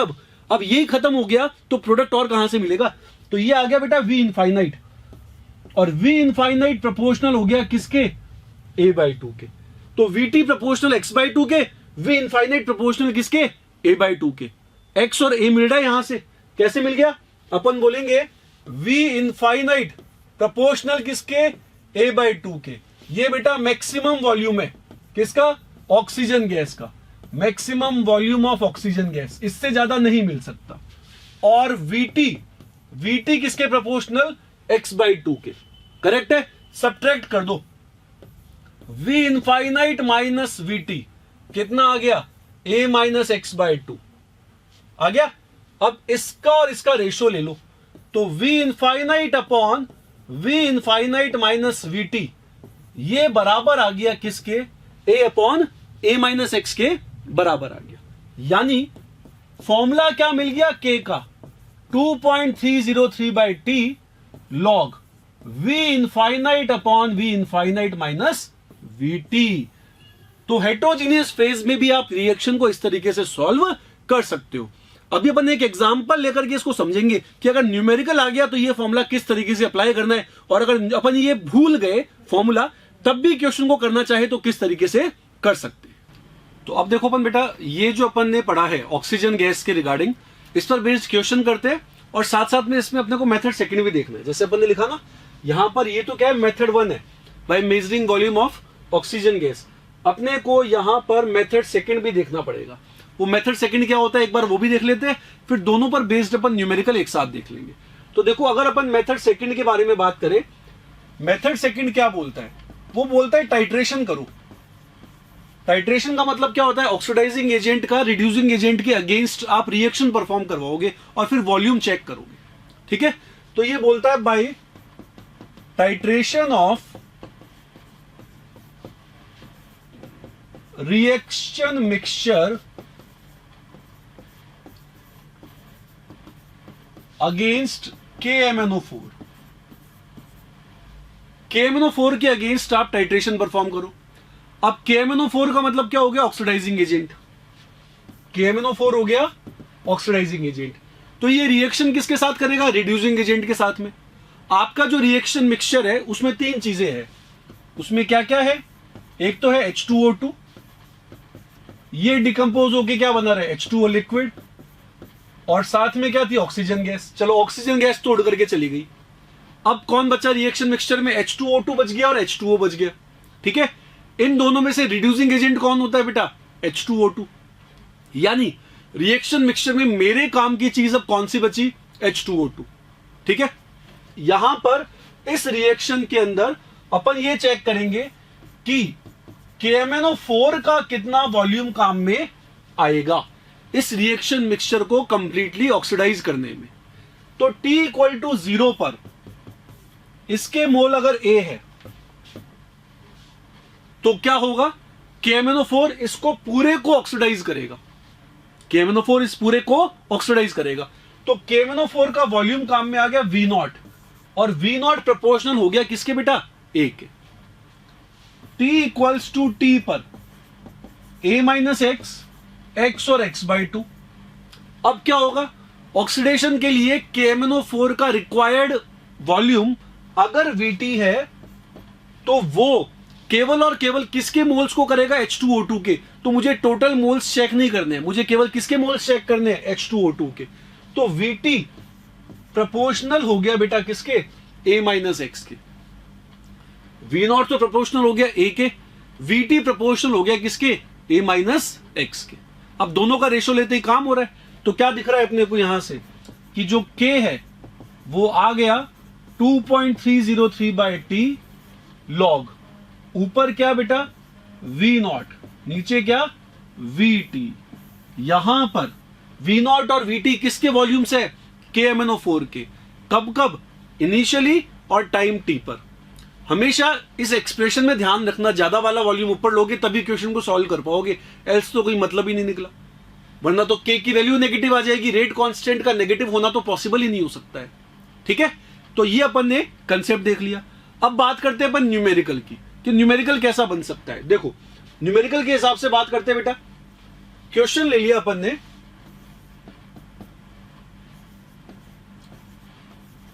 इन a reaction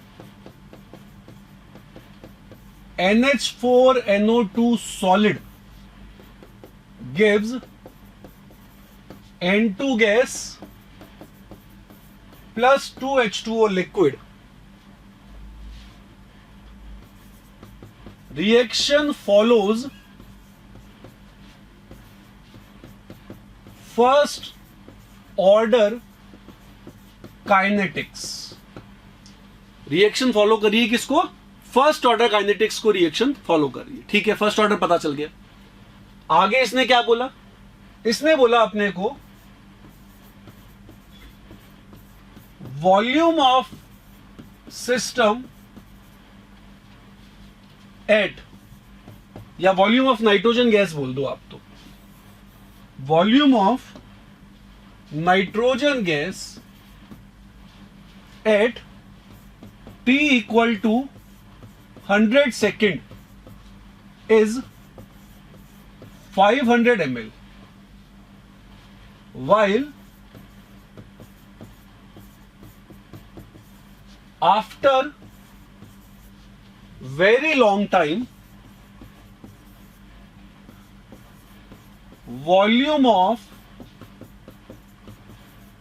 nitrogen gas is 600 ml। 100 second पर तो कितना था? 500 ml। और बहुत टाइम के बाद में कितना हो रहा है बेटा? 600 ml हो रहा है। आपको K कैलकुलेट करना है रिएक्शन का। मान लो आप फॉर्मूला भूल गए कि क्या फॉर्मूला पढ़ा था अपन ने? V infinite upon V infinite minus VT। नहीं पता आपको, भूल गए। क्वेश्चन को कैसे सॉल्व करेंगे? देखो किसके वॉल्यूम की बात हो रही है? नाइट्रोजन गैस के। तो आप रिएक्शन लिखो, आप लिखोगे NH4NO2 सॉलिड, इससे बन रही है क्या? N2 गैस, साथ में क्या आ रहा है? 2H2O liquid. क्लियर है? अब यहां पे लिखो T इक्वल टू 0 पर इसके मोल कितने होंगे? A। इसके होंगे नहीं, वाटर को छोड़ दो, अपने को तो नाइट्रोजन से मतलब है केवल, ठीक है। T इक्वल टू T पर A में से कितना जाएगा? X, तो ये कितना बनेगा? X। और आफ्टर वेरी लॉन्ग टाइम, इसका मतलब T इक्वल टू इनफाइनाइट पर क्या होगा? A में से कितना जाएगा? A, तो ये कितना बच जाएगा? A बन जाएगा। ये वाली बात समझ गए ना? अब क्या पता चल रहा है अपने को? यहां से अपने को आइडिया मिल गया बेटा कि ये जो A है, ये A किसके इक्वल हो गया? 600 ml के, और ये X किसके इक्वल हो गया? 500 ml के। क्योंकि टाइम T पर जो वॉल्यूम था वो तो X आया, और टाइम इनफाइनाइट पर जो वॉल्यूम था वो कितना आया? A आया। तो देखो आपको A भी पता चल गया, X भी पता चल गया, कितना इजी काम हो गया अपने लिए। तो अब क्या करेंगे? फॉर्मूला लगा देंगे। फॉर्मूला क्या? फर्स्ट ऑर्डर काइनेटिक्स का K equal to 2.303 by T log. Clear? ऊपर क्या आ जाएगा? A का मतलब 600, और नीचे क्या आएगा? A माइनस एक्स, यानी 600 माइनस 500। क्लियर है? लॉग 6 आ गया। लॉग 6 की वैल्यू 0.78 हो जाती है। तो यहां पर K इक्वल टू 2.303, टाइम कितना लग रहा था बेटा? 100 सेकेंड्स, तो डिवाइडेड बाय 100 मल्टीप्लाइड बाय 0.78, और ये जो यूनिट है वो क्या आएगी? Second inverse. रेट कांस्टेंट की यूनिट फर्स्ट ऑर्डर काइनेटिक्स के अंदर, रेट कांस्टेंट की यूनिट सेकेंड इनवर्स होती है। कंसंट्रेशन नहीं आती है उसमें, रेट कांस्टेंट की यूनिट में। किसमें? फर्स्ट ऑर्डर काइनेटिक्स में। ठीक है, तो इस तरीके से ये वाला क्वेश्चन अपन ने परफॉर्म कर दिया। अच्छा, मान लो H2O2 वाला आ जाता KMnO4 के साथ में, तो वो सीधे बोलता है क्या? Time T equals to T पर KMnO4 का वॉल्यूम चाहिए 100 ml, और टाइम T इक्वल टू 0 पर इसका वॉल्यूम चाहिए 500 ml। तो स्टार्टिंग में 500 ml था और बाद में कितना था? 100 ml। तो यहां पर क्या कर दोगे? 500, नीचे क्या? 100। बहुत सिंपल सा है। यानी स्टार्टिंग में लिखोगे A कितना था? 500 ml। किसका वॉल्यूम रिक्वायर्ड था? वो KMnO4 का। और बाद में कितना हो गया? 100 ml हो गया। तो वही सेम 500 बाय 100 कर दोगे तो ये वाला क्वेश्चन आपका सॉल्व हो जाएगा। ठीक है, अब आते हैं अपन आगे अपने अगले कंसेप्ट पर आते हैं बेटा। नेक्स्ट जो अपना कंसेप्ट है, नेक्स्ट एप्लीकेशन है, एप्लीकेशन नंबर 3 की मैं बात कर रहा हूं। एप्लीकेशन नंबर 3 ये है hydrolysis of ester. Hydrolysis of ester, ठीक है। सबसे काम की बात इसके बारे में, it is an example of pseudo first order और pseudo यूनिमॉलिक्यूलर रिएक्शन। ये जो रिएक्शन है सूडो यूनिमॉलिक्यूलर या pseudo first order. Pseudo word कब काम में लेते थे? जब कोई सा भी रिएक्टेंट आपके पास में एक्सेस में होता था। सूडो वर्ड अपन कब काम में लेते थे? जब कोई सा भी रिएक्टेंट एक्सेस में हो जाता था तो फिर वो कांस्टेंट हो जाता था। इस तरीके से लिखा है अपन ने, ठीक है। Since reaction mixture is acidic most of the times, so progress of reaction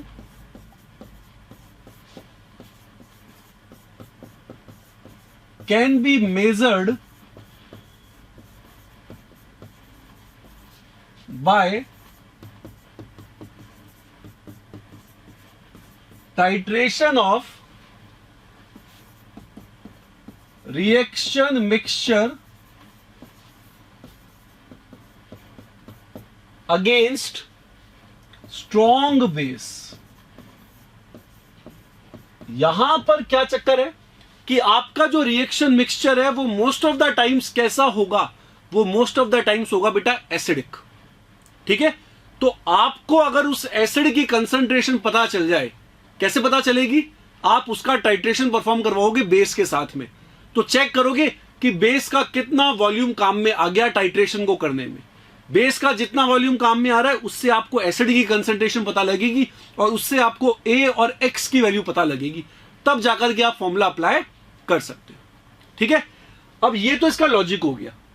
बात आती है कि यहां पर रेट लॉ कैसे लिखा जाएगा। तो पहले अपन रेट लॉ को समझ लेते हैं बेटा। रेट लॉ कैसे लिखेंगे? रिएक्शन से CH3COO-C2H5 liquid plus H2O liquid. यहां पर वाटर होता है एक्सेस में, वाटर होता है एक्सेस में। फिलहाल के लिए मीडियम ले लिया मैंने H+, मतलब कैटलिस्ट कौन है यहां पर? H+। ठीक है, होगा क्या क्या? इससे एक तो बन जाएगा एसिटिक एसिड, लिक्विड बोलो चाहे एक्वस बोलो, आपकी इच्छा पर है। एक बन जाएगा एल्कोहल C2H5OH लिक्विड, ये बन जाएगा। ठीक है, इसके बेसिस पे अगर मैं रेट लॉ लिखूंगा तो ये रेट लॉ क्या आएगा? R = K। तीन चीजों पर डिपेंड करता है, तीन चीजों के रेस्पेक्ट में इसका ऑर्डर 1 होता है। एस्टर, H2O और साथ में कौन आ गया बेटा? H+ आ गया। साथ में कौन आ गया? H+ आ गया, तीन चीजों पर। तो ये जो K है, अगर मैं आपसे पूछूं अभी ये K कौन से ऑर्डर का रेट कांस्टेंट है, तो आप बोलोगे ये थर्ड ऑर्डर का रेट कांस्टेंट है। ऑर्डर 1 + 1 + 1 कौन से ऑर्डर का हो गया? थर्ड ऑर्डर का। तो मैं बोल सकता हूं यहां से कि K की यूनिट मोलैरिटी की power -2 second inverse. General unit क्या होती थी? K की मोलैरिटी की पावर 1 - n सेकंड इनवर्स होती थी बेटा। ठीक है, तो यहां से क्या हो गया? मोलैरिटी की पावर -2 सेकंड इनवर्स आ गया। क्लियर? लॉजिक समझने में आ गया। अब H2O किस में? एक्सिस में। H2 एक्सिस में, तो H2O मर्ज हो जाएगा किस में? K में। ये तो अपन जानते हैं ना, जो चीज एक्सिस में होती है उसको अपन कांस्टेंट मान सकते हैं, तो वो दूसरे कांस्टेंट के साथ में जाकर के क्या हो जाती है? मर्ज हो जाती है। तो इस H2O को मैं K के साथ में मर्ज कर रहा हूं बेटा। H2O को मैंने मर्ज कर दिया K में, तो क्या होगा? तो रेट लॉ ऐसा हो जाएगा, R = K' एस्टर और साथ में कौन आ गया? H+ आ गया। साथ में कौन आ गया? H+ आ गया। क्लियर है? लॉजिक समझ गए? यहां से अपन ने क्या बोला कि ये जो K' है ना, ये K' क्या है? K × H2O। और क्योंकि वाटर एक्सेस में बेटा प्योर वाटर हो गया एक तरीके से, इतना ज्यादा है, और प्योर वाटर की कंसंट्रेशन होती है 55.55 m मोलैरिटी, यानी ये होती है K × 55.55। ये जो K' है ये सेकंड ऑर्डर का कांस्टेंट है। देखो K' कौन से ऑर्डर का कांस्टेंट है? सेकंड ऑर्डर का कांस्टेंट है। तो इसकी यूनिट क्या हो जाएगी? मोलैरिटी इनवर्स सेकंड इनवर्स हो जाएगी। ठीक है, अब क्या होता है, जब आप कोई रिएक्शन परफॉर्म करवा रहे होते हो तो उसमें जो आपने कैटलिस्ट काम में लिया उसकी कंसंट्रेशन को आपने थ्रू आउट एक्सपेरिमेंट क्या मान लिया? कांस्टेंट। आपने बोला हाइड्रोलाइसिस ऑफ एस्टर परफॉर्म करवाया in presence of 0.1 m HCl। तो 0.1 m HCl का मतलब क्या हो गया कि H+ जो HCl से आने वाला है उसकी कंसंट्रेशन कांस्टेंट हो गई, तो H+ भी कांस्टेंट रहता है। अगर ये H+ कांस्टेंट है तो ये मर्ज हो जाएगा किस में? K' में। ये किस में मर्ज हो गया? K' में। तो R = क्या हो जाएगा बेटा? K" × ester. और ये जो K" अपने को मिला, ये K" क्या है? K' × H+ है, जिसकी यूनिट फाइनली क्या होने वाली है? Second inverse. ये आपका फर्स्ट ऑर्डर का रेट कांस्टेंट है। तो समझ गए ना सूडो फर्स्ट ऑर्डर क्यों बन रही है ये? क्योंकि इसमें दो चीजें कांस्टेंट हो गई। कौन कौन सी? एक तो वाटर। वाटर क्यों कांस्टेंट हुआ? क्योंकि वो एक्सिस में था। वाटर को क्यों कांस्टेंट माना? क्योंकि वो एक्सिस में था। जबकि H+ को अपन ने क्यों कांस्टेंट माना? क्योंकि वो रिएक्शन के अंदर एज मीडियम पार्टिसिपेट कर रहा है और कंज्यूम नहीं हो रहा। वो कंज्यूम नहीं हो रहा। H2O तो हो सकता है कंज्यूम हो रहा हो, लेकिन H2O बहुत ज्यादा था, नेग्लिजिबल कंज्यूम हो रहा था। ठीक है, तो R = आ गया क्या? K" ester. अब लॉजिक आता है कि भाई किस तरीके से इस K" की कैलकुलेशन करनी है, क्योंकि मेरा काम तो फर्स्ट ऑर्डर काइनेटिक्स का है ना, तो मुझे तो के डबल डैश की कैलकुलेशन करनी होगी। के डबल डैश आएगा तो उससे के डैश आएगा, के डैश आएगा तो उससे के आएगा। ये पूरा प्रोसेस चलने वाला है यहां पर। तो अपना काम क्या है, अपने को के डबल डैश कैलकुलेट करना है। अब के डबल डैश कैसे कैलकुलेट कर सकते हैं, चेक कर लेते हैं। देखो, के डबल डैश कैलकुलेट करने के लिए रिएक्शन लिखते हैं दोबारा। रिएक्शन क्या थी, CH3 COOC2H5 लिक्विड, साथ में कौन आ गया, H2O लिक्विड आ गया। इन दोनों से क्या बन रहा था, CH3COOH लिक्विड, और साथ में क्या बन रहा है, C2H5OH लिक्विड। साथ में बन गया C2H5OH लिक्विड। टाइट्रेशन के लिए आप क्या काम में लोगे, NaOH का वॉल्यूम। यहां लिख देता हूं बेटा मैं अलग से, वॉल्यूम किसका, NaOH का। वॉल्यूम किसका आ गया, NaOH का वॉल्यूम मैं काम में ले रहा हूं, ठीक है। T इक्वल्स टू 0 पर इसकी कंसंट्रेशन A, ये एक्सेस में, मीडियम कौन सा था, एसिडिक, ये दोनों है नहीं। मान लो NaOH का वॉल्यूम काम में आ रहा है V0, कितना काम में आ रहा है, V0 टाइट्रेशन के अंदर, ठीक है। T इक्वल्स टू T पर A में से गया X, ये एक्सेस में है, ये कितना X, ये भी कितना X, वॉल्यूम काम में आ गया इसका कितना, VT काम में आ गया, ठीक है। और T इक्वल्स टू इनफाइनाइट पर क्या होगा बेटा, A में से गया A, ये एक्सेस में है, ये आ जाएगा A, ये आ जाएगा A, और वॉल्यूम कितना काम में आ गया अपने पास में, V इनफाइनाइट काम में आ गया। वॉल्यूम कितना काम में आ गया, V इनफाइनाइट काम में आ गया, ठीक है। लॉजिक समझ गए अपन। अब ये बोल सकते हैं कि NaOH का जो वॉल्यूम काम में आएगा वो किसके प्रोपोर्शनल होगा बेटा, टोटल एसिडिक स्ट्रेंथ के।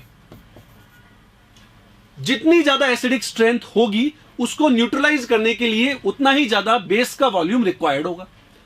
अब इस पूरे मिक्सचर में दो चीजें हैं जो एसिडिक नेचर के लिए रिस्पॉन्सिबल है, एक तो ये वाला H+ और दूसरा जो फॉर्म होगा कौन, एसिटिक एसिड, ठीक है।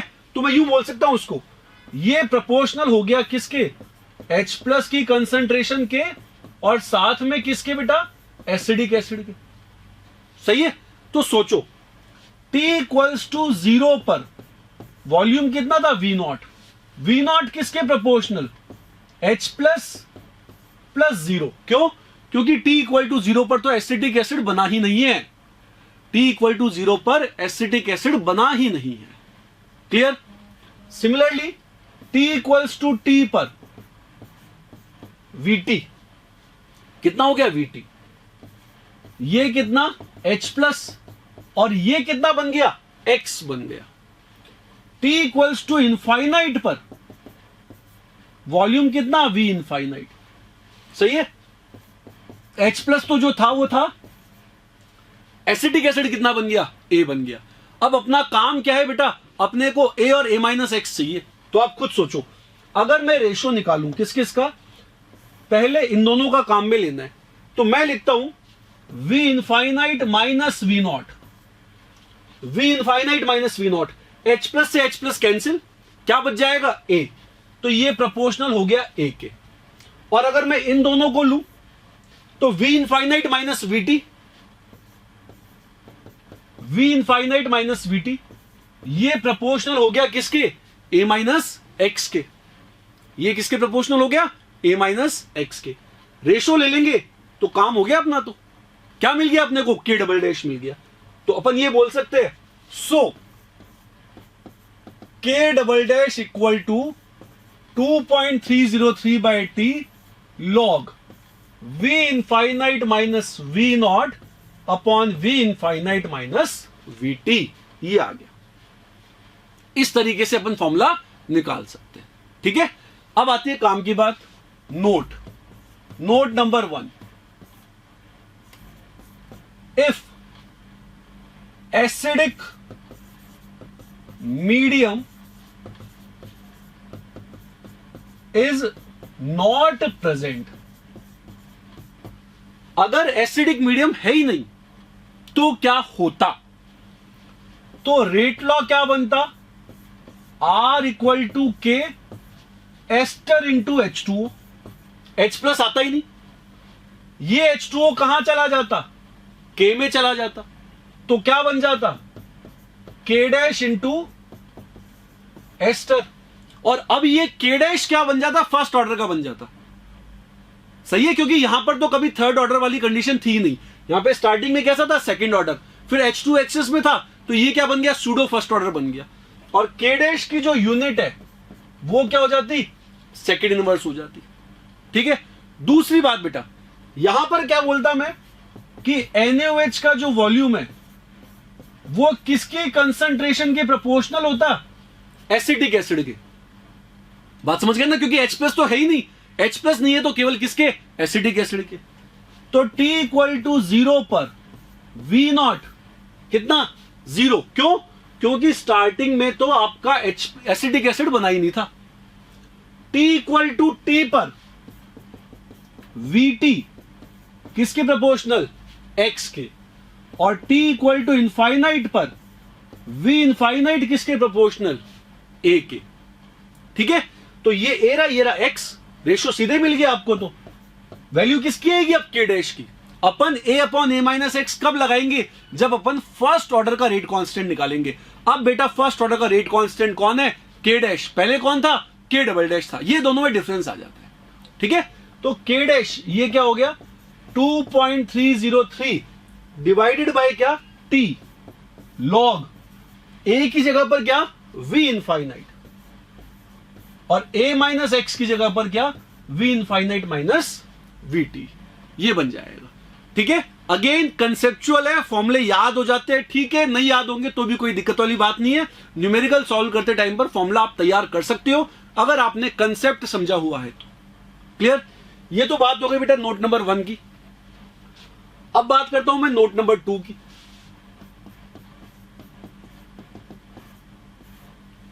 अब बात करेंगे अपन किसकी? नोट नंबर 2 की। नोट नंबर 2 क्या बोलता है? ये बोलता है इफ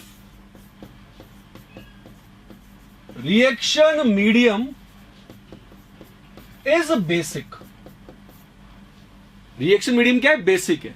देन तो रेट लॉ क्या होगा? R इक्वल टू के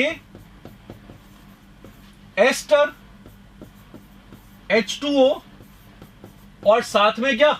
OH माइनस। ठीक है। H2O एक्सेस में था, ये चला जाएगा किस में? K में। ये चला गया K में। रेट लॉ क्या बन गया?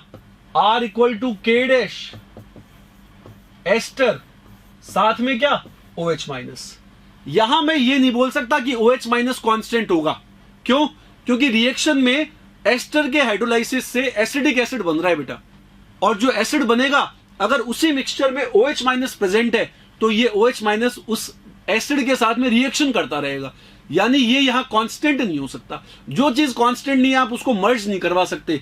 इसीलिए यहां पर ये जो रिएक्शन है ये सेकंड ऑर्डर की है। आप ध्यान करो, अपन ने जब ऑर्डर ऑफ रिएक्शन पढ़ा था ना, उसमें एक पॉइंट लिखा था अपन ने कि अगर रिएक्शन कंडीशंस चेंज होती है तो उससे मैकेनिज्म चेंज होता है, और मैकेनिज्म चेंज होने से ऑर्डर चेंज होता है। वहां ये एग्जांपल लिखा था कि एस्टर का हाइड्रोलाइसिस अगर एसिडिक मीडियम में करवाते हैं तब तो वो फर्स्ट ऑर्डर का होता है, लेकिन अगर वो बेसिक मीडियम में करवाया जाता है तो वो सेकंड ऑर्डर का हो जाता है। क्लियर है? ये हो गई अपने पास में एप्लीकेशन नंबर 3। ये जेई के हिसाब से बेटा उतनी इंपॉर्टेंट नहीं है जितनी पहली 2 थी। ठीक है, इंपॉर्टेंट तो है, कंसेप्ट तो आना चाहिए क्योंकि न्यूमेरिकल किसी पर भी बन सकता है, लेकिन फॉर्मूला वगैरह रटने की जगह पर आप उसके कंसेप्ट को समझना, फॉर्मूला खुद निकाल सको, इस तरीके से प्रैक्टिस करनी है। बाकी एग्जांपल करेंगे तब तो आपको पता चली जाएगा भाई कैसे अप्लाई करना है। तो अब अपन आते हैं अपनी नेक्स्ट एप्लीकेशन पर। वो बिल्कुल इसी से मिलती जुलती है, रिजेंबल करती हुई है। देखो एप्लीकेशन नंबर 4 ये है अपने पास में इन्वर्जन ऑफ शुगर। शुगर का इन्वर्जन या शुगर का हाइड्रोलाइसिस बोल दो। शुगर टूट करके ग्लूकोज और फ्रक्टोज बनाएगी। शुगर टूट करके क्या बनाएगी? ग्लूकोज और फ्रक्टोज बना देगी। ठीक है। अब यहां पर पूरा का पूरा काम चलता है ऑप्टिकल एक्टिविटी का। ऑप्टिकल एक्टिविटी का मतलब डेक्स्ट्रो और लीवो, क्लॉकवाइज और एंटी क्लॉकवाइज वाला कंसेप्ट हो गया। ठीक है, यहां से देखो अपन क्या बोलेंगे, अपन बोलेंगे it is also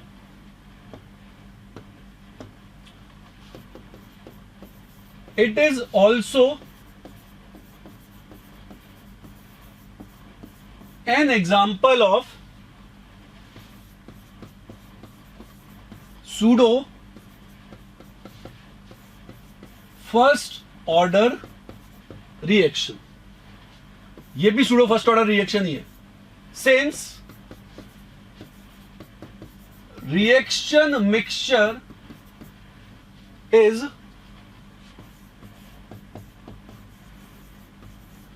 optically active most of the time, so reaction progress is measured by measuring angle of rotation of plane polarized light। यहां पर कैलकुलेट करने का तरीका क्या होगा, एंगल ऑफ रोटेशन को कैलकुलेट करना। थोड़ा सा अलग लॉजिक हो जाता है ये वाला फिर से, लेकिन आपको फोकस करना पड़ेगा कि अपन कैसे इसको सॉल्व करेंगे। इसमें बेसिकली जो लास्ट वाला फॉर्मूला है ना, वही काम का है अपने, फिर भी अपन हल्का फुल्का डेरिवेशन को समझने की कोशिश करेंगे बेटा। तो यहां पर क्या चक्कर होता है, यहां पर आपके पास में रिएक्शन में कौन कौन होता है, तो पहले तो रिएक्शन पर ध्यान दो। रिएक्शन में आपके पास में हो गया C12H22O11, इसका करवाओगे हाइड्रोलाइसिस। इसका क्या करवाओगे, हाइड्रोलाइसिस। हाइड्रोलाइसिस से क्या बनेगा, C6H12O6, C6H12O6 ये बनता है।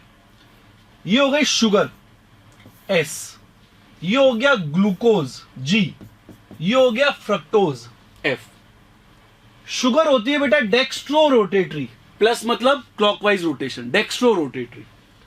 ग्लूकोज होता है डेक्स्ट्रो रोटेटरी, फ्रक्टोज होता है लेकिन laevo rotatory. Fructose anti clockwise rotate करेगा और ग्लूकोज और सुक्रोज कहां करेंगे, क्लॉकवाइज डायरेक्शन में रोटेट करेंगे इसको। क्लियर, बात समझ गए। अब क्या बोलेंगे अपन, वही बातें सारी। t=0 पर ये कितना a, ये किस में होगा, एक्सिस में, ये दोनों नहीं होंगे। t पर a में से x, ये एक्सिस में, ये x, ये भी कितना x, और t इनफाइनाइट पर a में से a एक्सिस में, ये भी a, ये भी a। ठीक है, यहां पर अपन एक लॉजिक लगाते हैं। अगर मैं t=0 पर इस सॉल्यूशन के अंदर प्लेन पोलराइज्ड लाइट को डालता, ठीक है, पोलरीमीटर में डाल करके, तो क्या होता। सॉल्यूशन स्टार्टिंग में बेटा ये नहीं है, ये नहीं है, वाटर का कुछ नेचर है नहीं, केवल कैसा होता डेक्स्ट्रो, यानी बिल्कुल स्टार्टिंग में अगर आप इसमें कोई प्लेन पोलराइज्ड लाइट डालते तो वो कहां रोटेट होती बेटा, वो रोटेट होती क्लॉकवाइज डायरेक्शन के अंदर। कहां रोटेट होती, क्लॉकवाइज में। बात समझ गए ना। फिर धीरे धीरे क्या होता, वो हल्की सी एंटी क्लॉकवाइज घूमना चालू करती। क्यों, क्योंकि पहले सॉल्यूशन पूरा का पूरा पॉजिटिव था, बाद में सॉल्यूशन में नेगेटिव स्पीशीज बनना चालू हो गई। ठीक है, तो ये जो अपन ने लिखा, पहले तो इसका रेट लॉ लिखते हैं और एक दो काम की बातें लिखते हैं। इसका रेट लॉ क्या, R=K शुगर और साथ में कौन, H2O। शुगर किस में जाएगा, K में जाएगा, तो R= क्या हो गया, K' शुगर। अब ये सूडो फर्स्ट ऑर्डर बन गई। K' क्या है, K इंटू H2O, यूनिट क्या होगी इसकी, सेकेंड इनवर्स हो जाएगी। ठीक है, अब एक छोटी सी बात आपको याद रखनी है बेटा, जो एंगल ऑफ रोटेशन होता है ना, एंगल ऑफ रोटेशन थीटा, वो प्रोपोर्शनल होता है कंसंट्रेशन के। कंसंट्रेशन ज्यादा तो एंगल ज्यादा, लेकिन जब कंसंट्रेशन सेम हो जाती है तब क्या होता है, फॉर सेम कंसंट्रेशन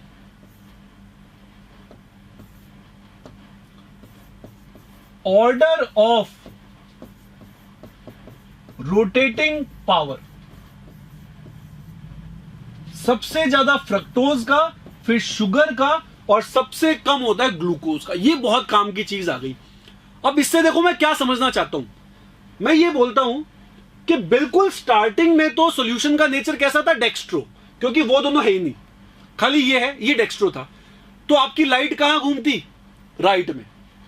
कहां घूम जाती, राइट में, क्लॉकवाइज डायरेक्शन के अंदर। बाद में इन दोनों की कंसंट्रेशन सेम हो गई इनफाइनाइट पर। इन दोनों की कंसंट्रेशन क्या हो गई बेटा, सेम हो गई। कितनी हो गई इन दोनों की कंसंट्रेशन, इसकी भी है इसकी भी है, दोनों की कंसंट्रेशन सेम है। जब दोनों की कंसंट्रेशन सेम होती है तो ज्यादा रोटेटिंग पावर किसकी होती है, फ्रक्टोज की। और फ्रक्टोज का जो नेचर है वो कैसा है, लेवो। फ्रक्टोज का जो नेचर है वो कैसा है, लेवो रोटेटरी। इससे क्या मतलब निकल रहा है, इससे मतलब निकल रहा है कि अगर आप इस सॉल्यूशन को ऑब्जर्व करोगे तो स्टार्टिंग में तो क्लॉकवाइज घूम रहा था, लेकिन लास्ट में एंटी क्लॉकवाइज घूमेगा। क्यों, क्योंकि दोनों की कंसंट्रेशन सेम है। कंसंट्रेशन सेम होने पर फ्रक्टोज ज्यादा डोमिनेंट होता है, किस पे, ग्लूकोज पे। इसलिए सॉल्यूशन कहां घूमेगा, एंटी क्लॉकवाइज घूम जाएगा। तो इनिशियली आपका एंगल पॉजिटिव आएगा, लेकिन लास्ट में आपका एंगल कैसा आ जाएगा, नेगेटिव आ जाएगा। ठीक है, इसको काम में कैसे लेंगे, अब ये तो अपन ने लिख लिया। अब देखो ऑब्जर्व करते हैं अपन बोलते हैं बेटा बिल्कुल स्टार्टिंग में क्या था, ये लाइट जा रही है, देखो यहां, ये मैंने कंडीशंस बना लिया अलग अलग। ये मैंने बना दी कब, t इक्वल्स टू 0 पर, ये बना दी t इक्वल टू t पर, ये बना दी t इक्वल टू इनफाइनाइट पर। ठीक है, ये इसका प्रोजेक्टेड पाथ है, मतलब कोई डेविएशन नहीं होता तो ये लाइन सीधे चली जाती। सीधे कब जाएगी, जब सॉल्यूशन कैसा होगा, ऑप्टिकली इनएक्टिव होगा। जब ऑप्टिकली इनएक्टिव होता तो सीधे जाती। स्टार्टिंग में कहां जाएगी, अब स्टार्टिंग में ये लाइट जाएगी बेटा यहां, U, और ये एंगल कितना होगा, R0। स्टार्टिंग में U क्यों गई, क्योंकि सॉल्यूशन में कौन था, शुगर। शुगर का नेचर कैसा था, डेक्स्ट्रो। ठीक है, और बिल्कुल लास्ट में क्या होगा, बिल्कुल लास्ट में एंगल मिलेगा आपको एंटी क्लॉकवाइज, क्योंकि वही फ्रक्टोज और ग्लूकोज दोनों हैं, और फ्रक्टोज ज्यादा डोमिनेटिंग है। तो ये कितना हो जाएगा, R इनफाइनाइट हो जाएगा। ये कितना, R इनफाइनाइट। ये स्टार्टिंग वाला एंगल था, कौन सा वाला, RT वाला। अभी कितना है, सॉरी R0 वाला, अभी कितना है, R इनफाइनाइट। ये स्टार्टिंग का एंगल वैसे ही मैंने मार्क कर दिया। तो सोचो इस कंडीशन में क्या होगा, यू घूमता घूमता घूमता घूमता यहां पर आया है, मतलब बीच में उसने सारे एंगल अचीव किए होंगे। तो जो आपका RT है, टाइम t पर जो एंगल है, वो इन दोनों के बीच में कुछ भी मिल सकता है।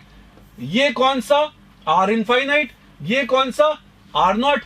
तो RT बीच में कहीं मिल जाएगा। हो सकता है सीधा भी चला जाए, RT वो भी हो सकता है कि लाइन सीधी चली गई, तब सॉल्यूशन कैसा हो जाएगा, ऑप्टिकली इनएक्टिव हो जाएगा। आपका सॉल्यूशन कैसा हो जाएगा, ऑप्टिकली इनएक्टिव हो जाएगा। बात समझ गए, ठीक है। अब यहां पर ये जो अपन ने लॉजिक निकाला, इस लॉजिक के बेसिस पर अपन कुछ कोशिश करते हैं भाई a/a-x मिल जाए। क्या मिल जाए, a/a-x अपने को मिल जाए, ये अपन कोशिश करते हैं बेटा। ठीक है, तो मैं ये बोल सकता हूं क्या,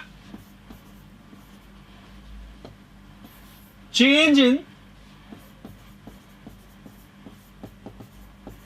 rotation angle is directly proportional to change in concentration of sugar। Angle में चेंज क्यों आ रहा है, क्योंकि शुगर खुद खत्म हो रहा है, शुगर के खत्म होने के कारण से फ्रक्टोज बन रहा है। ठीक है, अब सोचो अगर मैंने टाइम ले लिया t इक्वल टू 0 से t इक्वल टू इनफाइनाइट, 0 से इनफाइनाइट, तो 0 से इनफाइनाइट पे शुगर की कंसंट्रेशन में क्या चेंज आया बेटा, a से 0 कितना आया, a से 0 आ गया। बात समझ गए, यहां लिख देते हैं अपन आगे, a से 0 आ गया,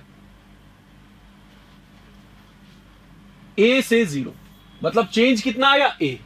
एंगल में क्या लिखेंगे, R इनफाइनाइट माइनस R0, या आप चाहो तो R0 माइनस R इनफाइनाइट लिख देना, जो तुम्हारी इच्छा हो।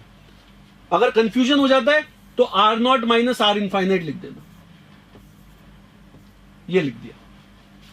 कहां से कहां तक? 0 से इनफाइनाइट में। अब t से इनफाइनाइट में क्या करोगे? कंसंट्रेशन कितनी चेंज हुई? t पर कितनी थी? a minus x. इनफाइनाइट पर कितनी है? 0। यहां क्या लिखोगे? RT minus R infinite. जैसे ही दोनों का रेशियो लोगे तो आपको क्या मिल जाएगा? a upon a minus X मिल जाएगा। मिल जाएगा। तो फाइनली फॉर्मूला k डैश का 2.303/t लॉग, ऊपर क्या आएगा? R not minus R infinite, नीचे क्या आएगा? RT minus R infinite.